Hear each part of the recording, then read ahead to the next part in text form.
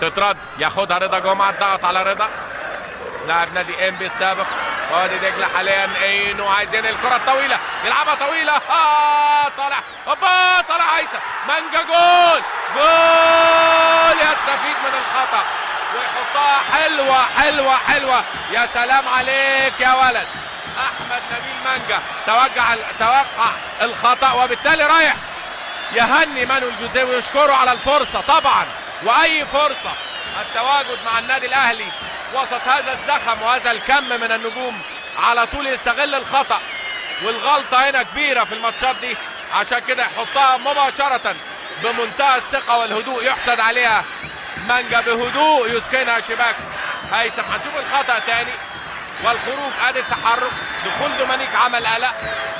هيثم بدل ما يطلع ضربها جت في درغام وبعدين لعبها مباشره في المرمى. هنشوفها، لا دومانيك اشتراكه الحقيقه، دومانيك برضه اشتراكه طبعا، ضغط على هيثم محمد غلطه، انما السلوك الكره الاماميه في البدايه حلوه من اينو. ادي السعدوني، وادي مانجا على طول يحطها احمد نبيل في المرمى، ويتقدم بعد 6 دقائق للنادي الاهلي الشاب الصاعد احمد نبيل الشايمان.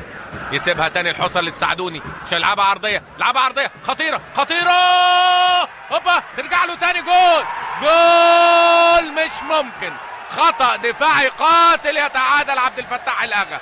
مش ممكن تضرب في القايم ويلاقيها تاني هديه بعد ما طلع دفاع النادي الاهلي، لكن واضح انهم لعبوا على مصيدة تسلل وكان في حد مغطي.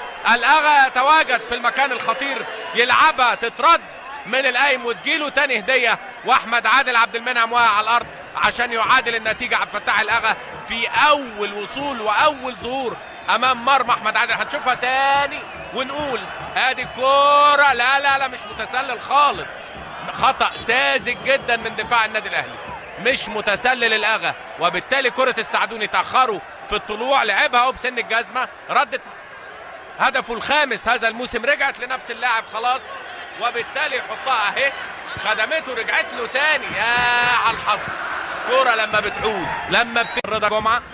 رضا جمعة لإينو، وإينو بسرعة يلعبها لدومانيك، ودومانيك التسديدة، جول جول، دومانيك يحط جول، حلوة حلوة حلوة يا ولد يا لعيب.